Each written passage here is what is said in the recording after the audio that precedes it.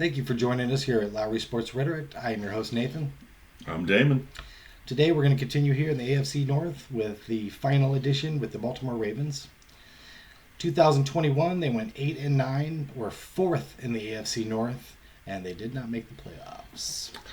Big surprises. Big surprises. They were sixth in yards offensively overall, 17th in points offensively. You can see a big problem there in the red zone, it sure seems like to me. Just looking at those stats, they were able to get close. They just weren't able to get those yards. So, defensively, they were 25th in yards allowed and 19th in points allowed. I was a little surprised by that. It seems a little bit low for a Ravens defense. Mm-hmm. Their GM is Eric DaCosta. He's been there 3 years. I don't know what to say about how he's doing because, to be honest with you, they seem to be up. They're looking like a good team, and the last couple of years, I think they've kind of been dropping a little bit. So yeah, I mean, I don't know if I'd be all that hot about him. Ozzie Newsome was one of the best GMs for years. Absolutely. Had a really good team. Consistently. But I think you and I would both agree we'd like what the Raiders have done. Ravens. What the Ravens have done in the off seasons the last couple of years, even though last year was a bit of a disappointment. Yeah. I thought the Ravens were going to compete for a Super Bowl last year. I thought they were finally going to get that Kansas City bug off their back and be right there with Buffalo. I'm going to get into this a little bit more, but I didn't necessarily think that. I am surprised that they were fourth in the AFC North, but we'll get into that a little bit more as we get into it. John Harbaugh, he's been there 14 years, got a record of 148-96. Look, Harbaugh's a good coach. Good coach. He's one of those guys that you just can't see any team moving on from. When he's ready to retire, he's going to retire, but I would keep him as my head coach. I don't see this problem. Free agents additions. We have Marcus Williams, free safety out of New Orleans. Morgan Moses, right tackle out of the Jets, who I think is definitely an upgrade there. It's really good to add to your offensive line. Morgan Moses is a good player. Kyle Fuller, cornerback out of Denver. He used to play for the Bears. I think he's underrated. Obviously, he's another one of these guys, though, that have gone to a team, and kind of moved on there. But I do think Kyler Fuller almost seems like he fits what the Ravens do, and I do think that that's a good thing for them to add. You wanted the Bears to keep him, didn't you?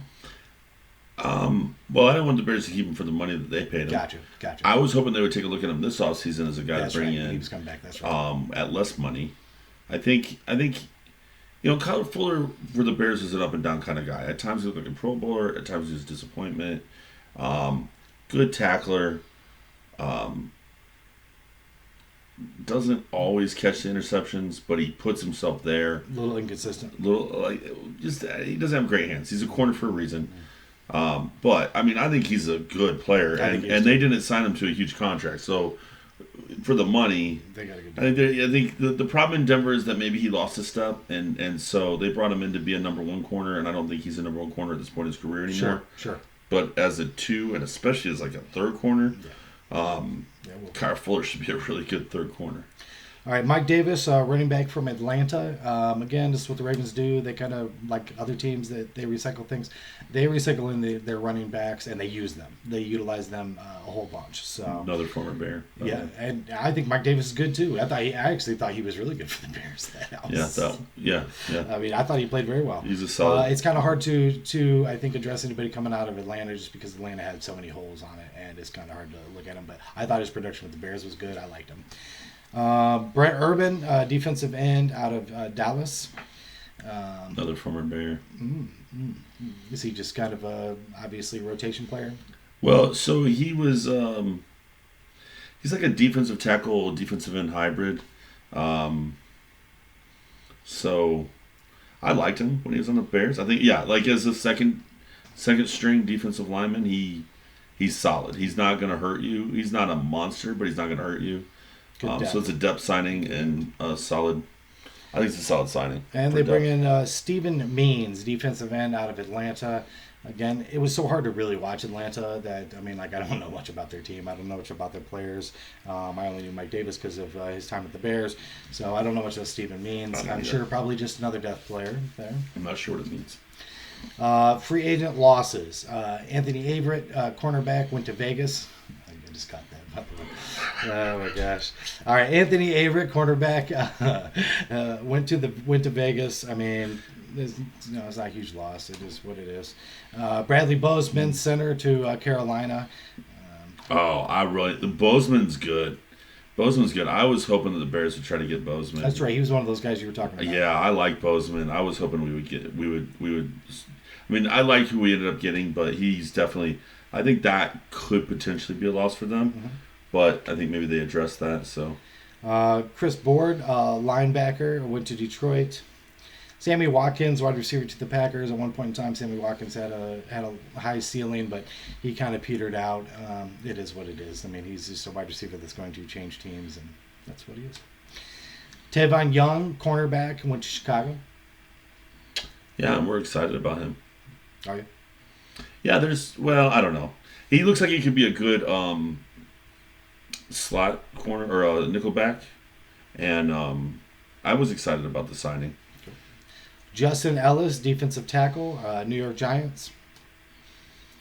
Sure depth. Deshaun Elliott, safety out of Detroit. I think what you see here is the theme is a lot of defensive players left. Yes.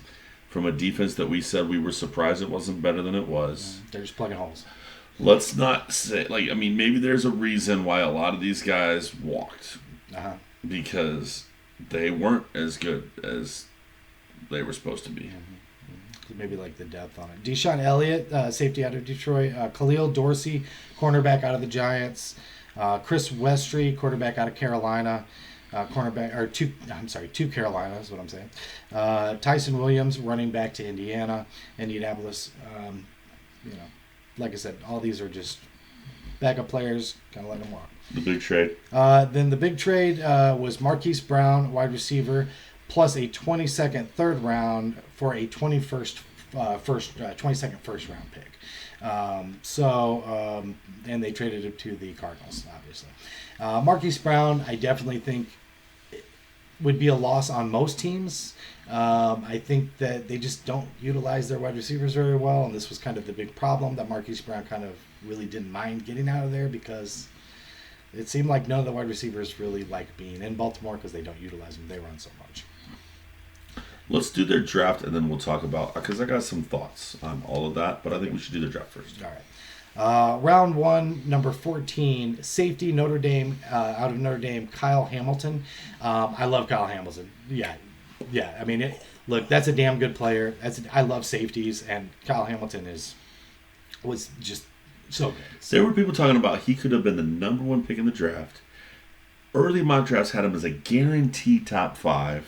Yeah, I mean. And the Steelers get him at 14. The Ravens. Jeez. Ravens get him at 14. Ravens fans are going to be pissed at me. I've called them the Raiders and the Steelers so far tonight.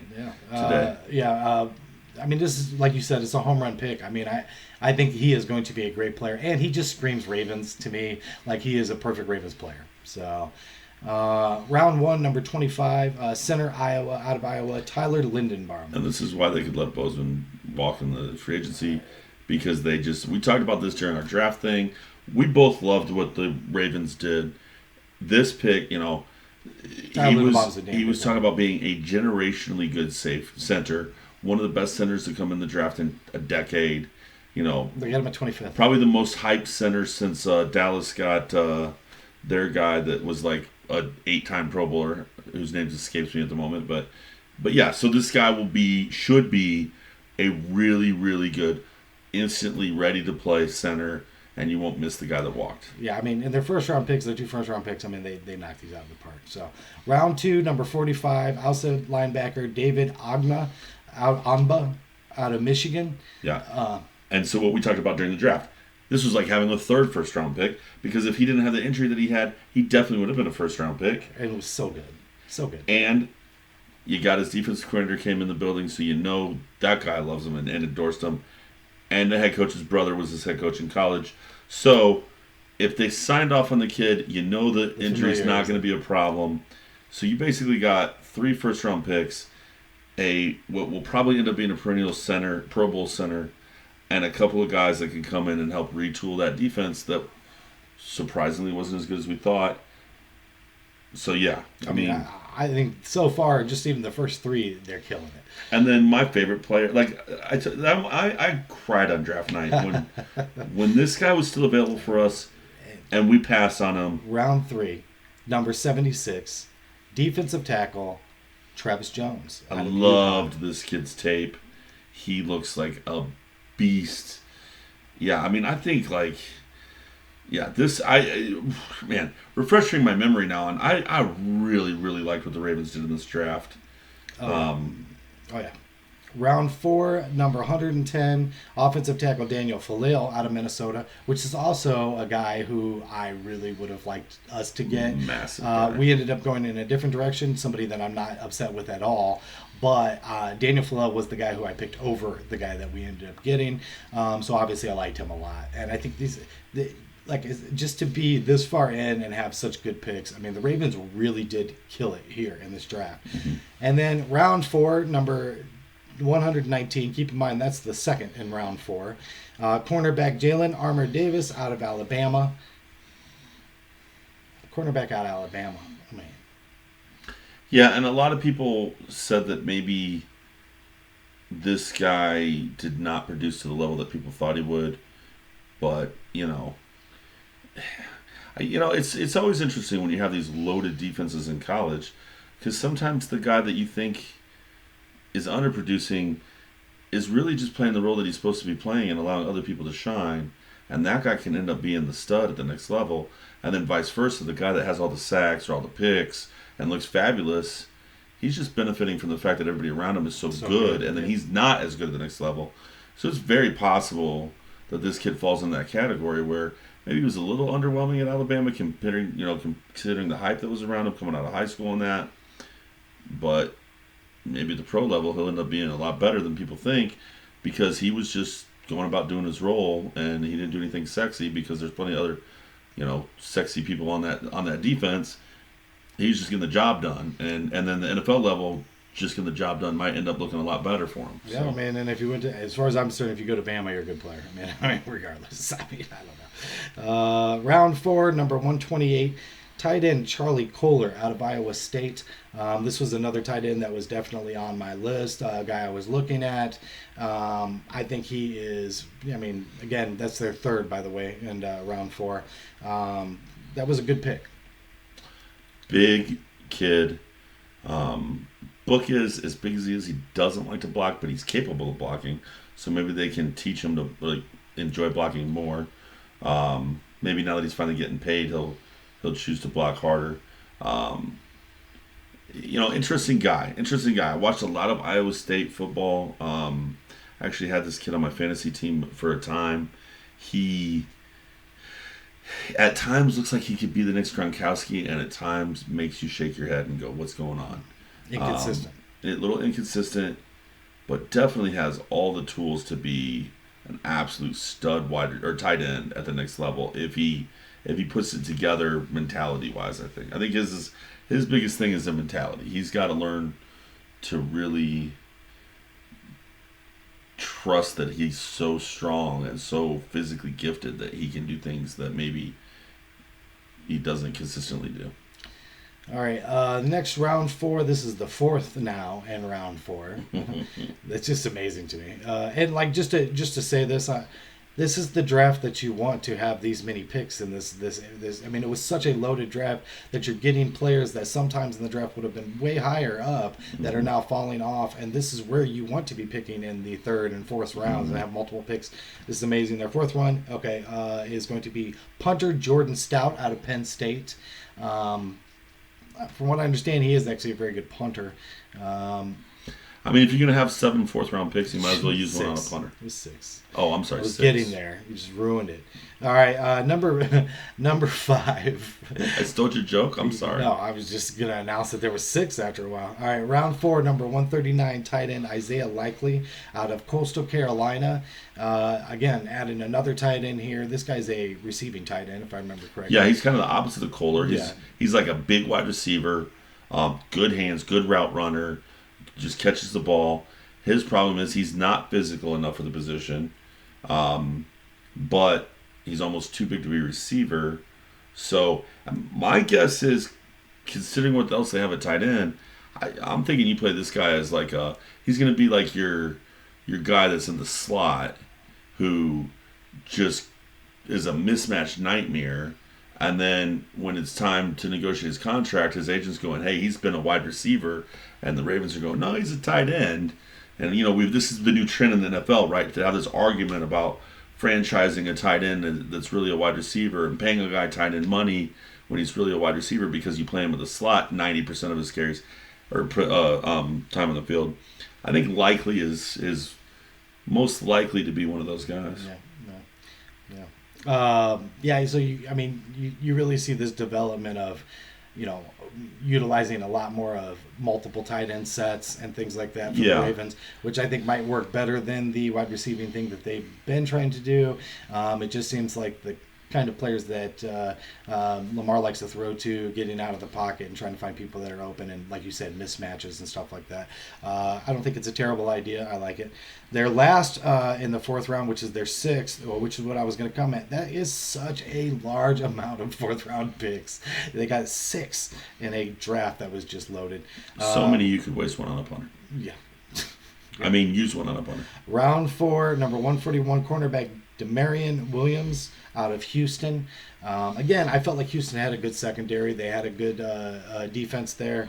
And this is another one of those guys that I thought played well and might have flown under the radar just even a little bit because of who it is that they played for. So, although I think round 4 is probably a good place for him to go. But and Houston has quietly been producing a lot of corners in the league for the last 4 or 5 years. Absolutely. They got a good secondary. Yeah. Round 6, number 196, running back Tyler Batty out of Missouri. Who most years probably would have been a 4th round pick. And I think that's a prime example of the devaluing of the position itself because he is a good running back. Yeah, and a deep draft. Yeah, and a deep draft. Yeah. Okay, so at this point, before you go through their starting lineup, I just think I want to talk about this. You touched on it a second ago. I feel like with Lamar, like this whole offseason was about Lamar Jackson to me. You got to find out what you got in Lamar Jackson before you can pay him, before you can decide what he's worth. You have to know what you have in Lamar Jackson. And I don't think that they do. And I think that that's indicative. I think the stories have been out there that there's even rumors that they might try to trade him. I don't think they're going to pay him if they don't know what they got on him. I think they'd rather go the franchise route and trade than pay him. So I think this is what you saw. You saw them. They had a philosophy they were trying to work with Lamar Jackson that just did not work last year. Bringing in some speed receivers. They went through a few different receivers trying to find the guy. Nobody seemed to work out. They drafted Hollywood Brown to be that guy. He didn't work out. He wanted out of there. Lamar Jackson is not going to be Ben Roethlisberger. He's not going to sit in the pocket and throw the ball. Even though he has a strong arm, he just is not. That's not the quarterback that he is. He's not going to do that. So I think what they did and what you see in their depth chart now is you see a lot of possession receivers, a lot of slot receivers. You see these tight ends. So you can spread them 3-4 wide, or you can bring them into the bunch and go multiple tight end sets. You can power run. You can do gadgety plays off of that. You can look for the mismatches down the field. Let him find guys that are mismatches while he's throwing on the run, and just say, hey, we're not worried about you proving that you can be a pocket passer, Lamar. We don't need you to do that. We need to win football games, and this is how we're going to win football games. And if you show us that you can win football games with this roster, with these kind of weapons around you, with a running game to support you, then we'll pay you. But if look, to me, he's proven he cannot be the pocket passer. The kid's got amazing skills. He is, Mike Vick 2.0 in my mind. And he could be a Super Bowl contending quarterback, but you got to put him in the right offense. I think they're going to try in this offense, and if it doesn't work, I think they're going to move on from him. So this will be the year to find that out, and I think they did all the moves in the offseason were based on that, in addition to retooling that defense. Yeah, I mean, I agree. I'm not as high on Lamar Jackson as a lot of other people are. I haven't been as high on Lamar Jackson. I think I liken him some other guys, that have come in the league as more of a running quarterback. If they aren't able to throw the ball in a certain way, I just think that the league finds them out. They really do. They learn how to scheme against them. They know how to cut them off. And again, I think the Ravens are an intelligent team. That's a very good organization. You got an intelligent coach like we talked about with Harbaugh. I think that is the best thing that they could possibly do is try to work instead of trying to make him something that he's not. Try to give him the best chance that he can see it as what he is because he does have them skill sets.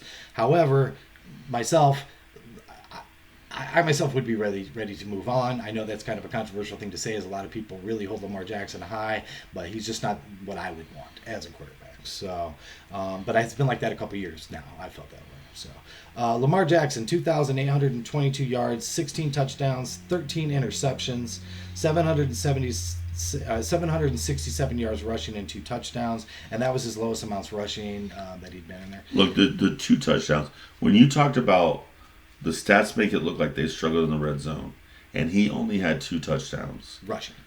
Rushing. Okay, that's an issue. Yeah. That's an issue. Now, whether that's a play calling issue or a Lamar Jackson issue, I don't know, or both. I don't know. But that kid is way too fast and way too creative. And strong to have 2 rushing touchdowns on the season. With his skill set. Yeah, I agree. I mean, that's ridiculous. Yeah. So something, and this is why I think they changed what they're doing. Absolutely. I mean, this is you bring in those tight ends because you look 3 tight ends set where all 3 are threats to catch the ball, and you let him roll one way or the other with that option of if that linebacker chooses to cover the tight end, I'm gonna beat that defensive end of the end zone every time, and if that linebacker chooses to take me away, my tight end's got a mismatch against the secondary that he's gonna win every time. If they can't do that, if Lamar Jackson can't do that, then you don't need to pay him. Yeah, absolutely. Because they should be able to do that. They should not have with his speed. And I think it speaks to what you talk about when you're watching guys and you talk about that mid-range accuracy and all that kind of stuff too. That's just a part of Lamar Jackson's game that was questioned, and I think that it shows that it's not really that great. Like his accuracy, he can throw that deep ball, he can launch that ball, he can run around, he can make plays on the run. But when that field shrinks down there at the end of the field, yeah, I think he has a hard time making those passes and those slants and stuff like that. So, yeah, but I also don't think that I don't think he can throw the deep ball. To be honest with you, he has the arm for it, but I don't think he has deep ball accuracy. Yeah. So I think having a guy. Well, I think, like I said, having a guy like Isaiah Likely who has a large catch radius. That's what he needs. That's exactly what I'm saying. Play action, roll Lamar out to the right. If Isaiah Likely is being fronted by a linebacker with a safety behind him, and that linebacker steps up to keep Lamar from scoring, with that catch radius, he doesn't have to be accurate. That's right. Lob it in there. That's a touchdown. And now we're not, 23rd in the league in red zone efficiency or whatever the hell it was. Like, score touchdowns. Yeah, 17th in points. 17th. Might as well have been 20-something. I mean, that's like score points. And I think they can do that. And I think that's exactly what we saw in the offense is that they're going to have something more like that than they've had the last couple of seasons where they were trying to see if bombing it out to Hollywood Brown would work because of that big arm. It didn't. It didn't work. If anything, it got worse than... I think his best year so far has been his rookie year. Yeah. So when he ran a ton... I'm saying about teams figuring you out. Like, once they get tape on you, they can figure you out. Yeah, but also, I agree. They figured him out, but then Baltimore went dramatically a different... Instead of tweaking it, they went, completely away from it. Yeah. Now I think they're going back and going, okay, let's go back to more what worked for him, but tweak it in a way where we have some counters and we have some ability when the defense shifts to adjust that's not completely rewriting the whole entire thing. All right, so you go down the list here, and you got J.K. Dobbins, that was a running back last year that had no stats. I think he was hurt. Obviously, he was hurt. But he had no stats in 2021. Good running back, and I can't wait to see what he can do when healthy. But that was just unfortunate for them last year. They had a lot of injuries there. And who's their backup? They have a good backup, right? You didn't put that down. I didn't put that down. I'm pretty sure. I mean, I know that they did have what was it? The Ingram. Guy? Yeah, Ingram. But Ingram moved on, but I think they had moved on. somebody else. Oh gosh, I can't remember. Doesn't matter. Yeah, I do. But know then they that also do. drafted Tyler Batty, who we expect to be a good running back as well. But they always have good running backs. That's Yeah, what they have. Is yeah. they have a room full of them. And let them lean on that. Like, run the football. Yeah. Rashad Bateman, 515 yards, a touchdown. DuVernay, 270 yards, 2 touchdowns. I mean, these guys have all. James Prost the second, 202 yards. But like you were talking about, it doesn't necessarily mean anything, even though it's low production from all of them. You don't have anybody that's even over 800 yards or close. Well, Hollywood Brown was the number one. Right. He's gone. Right. Okay, so all those guys move up a little bit. But I think that's what you want. You don't want... There's more possession receivers. With Lamar Jackson, you don't want a 1,200-yard receiver. You want 6 guys that have 500 yards. Yeah, sure. You know, like that. If you have 6 wide receivers that have 500 yards or better each, and none of them have more than 800 yards, I think that's the offense that suits Lamar Jackson the best, honestly. Give him some options there. And then Mark Andrews, of course, 107 reception yards, 1,361 yards, and 9 touchdowns. That was where the bulk of that was going between him and Hollywood Brown. And then you add 2 more tight ends to the mix. So and this is what I'm like saying. that, yeah.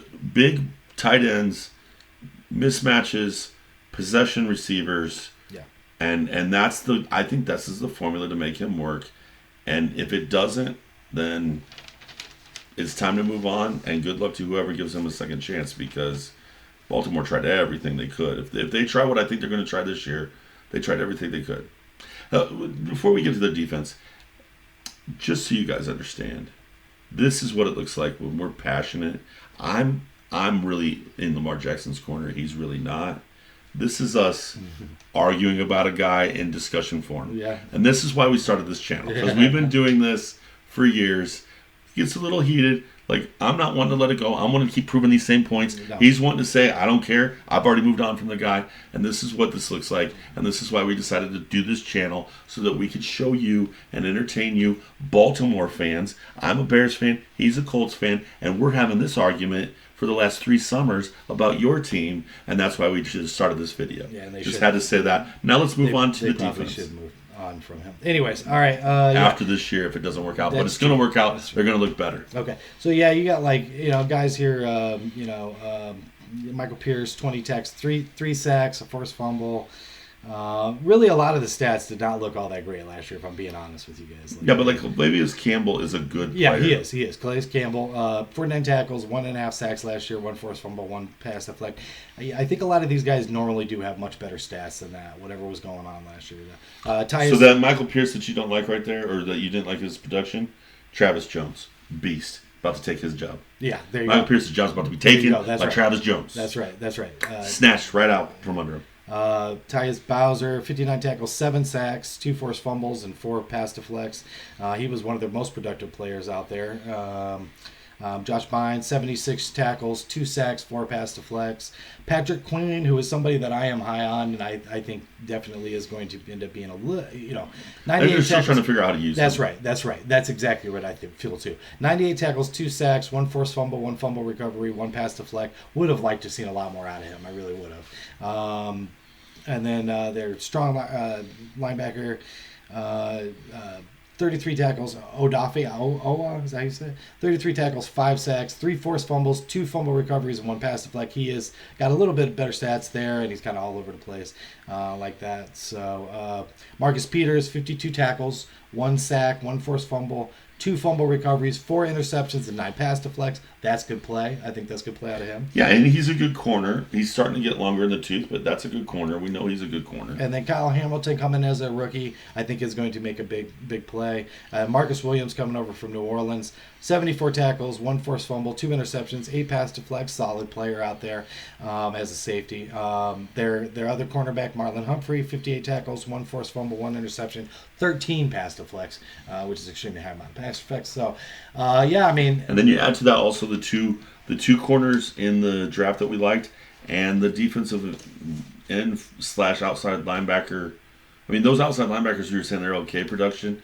If the kid from Michigan gets healthy, oh yeah, he's taking one of their jobs. Absolutely. because he will get production. Yeah, the biggest things for the Ravens really was that draft. I feel like the draft went extremely well. They got a lot of good players. So I think, even in a couple of years that you're looking about those that production coming up.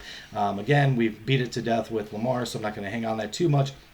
It's really going to come down to prove yourself this year. I have a feeling if he doesn't, it might be time to move on. Kind of the direction. Oh, if he doesn't, they definitely should. Look, I like Lamar. I'm in Lamar's corner. I think they did the things that they need to do to unlock it. But I 100% agree. If they don't do it this year, it's time to move on. But I do it like we've said in these other ones. It's a tough. AFC is tough, and it's going to be hard to come out there. Even if you've got holes in your team, I think they're going to be exposed. And personally, myself, I was surprised that they were fourth. You talk about the division that they could be anywhere in that division, except for I don't think that they would take it over Cincinnati. Maybe, who knows? Maybe if they do, who knows? But I don't know. I look for the same kind of production, really, to be honest with you, as they did this year. You know what I mean? Like, I don't know. Well, I think they improved the defense. They got younger and they improved the defense, and they put weapons around Lamar that could make him a more successful quarterback. My problem is that they did get younger in that sense. You know what I mean? Like, I think it's still going to be a couple years out before they start to see some of that improvement from what they did, in my opinion.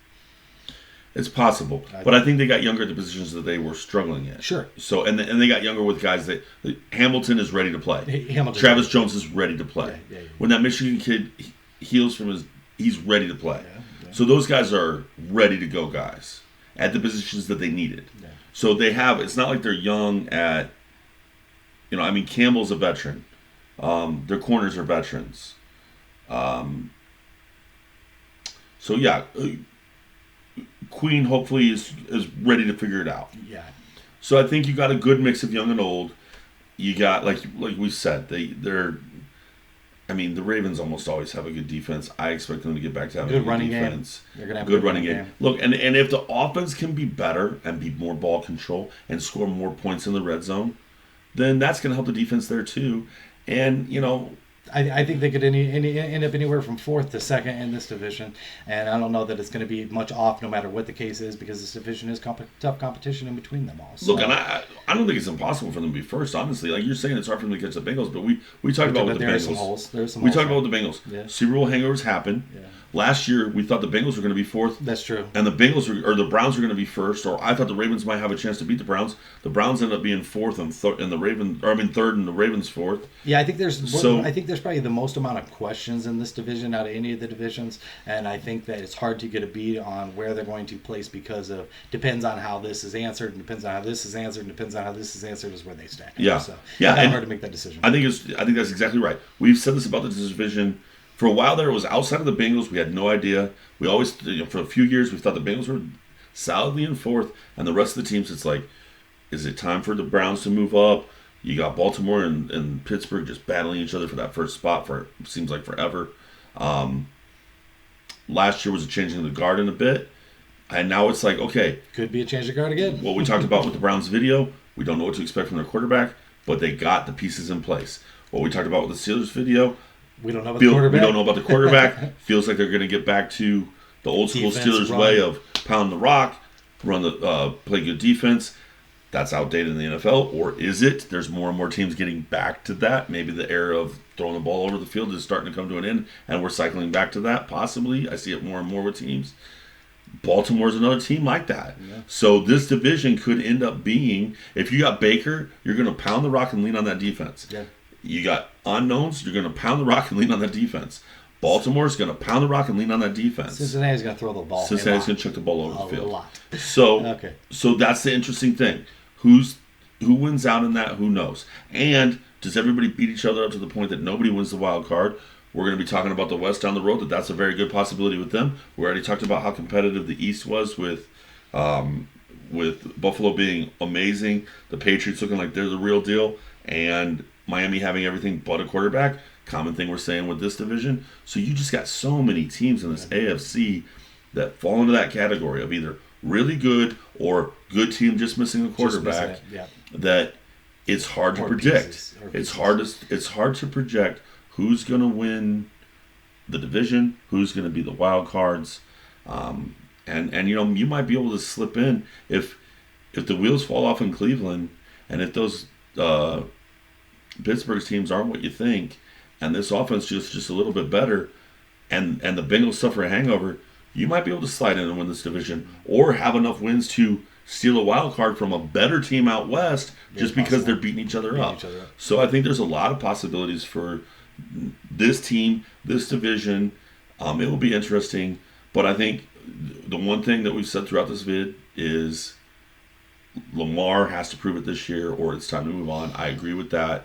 That will be the storyline of this season for the Ravens, regardless, because if the defense is better and these weapons prove to be interesting and Lamar just isn't getting it done, then you're going to be a destination for a quarterback in the offseason, and you're probably going to look to move on from Lamar. And somebody out there is going to give you some draft picks for him that's going to make you a better team too, or he'll prove that he can do it, and now you're going to continue to build around him and find pieces that make that it work for him and just get better as a football team. One of those two, I think, is going to happen.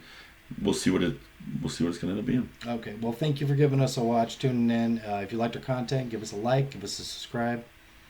Give us some comments. We're hungry for comments. We are passionate about your team, even though it's not our team, especially Baltimore. I think more over the years we've talked a lot about Baltimore between the two of us. So we'd love for some Baltimore fans to comment and tell us what you think about how we view your team. Yeah, you think he's right? You think Lamar's just mixing a good offensive play call to fit his style, or do you think I'm right? And you think maybe the league has kind of caught up with him and moved on? I would love to hear Baltimore fans' reaction to those thoughts. So, thank you for giving us a watch, and we look forward to seeing you again next time.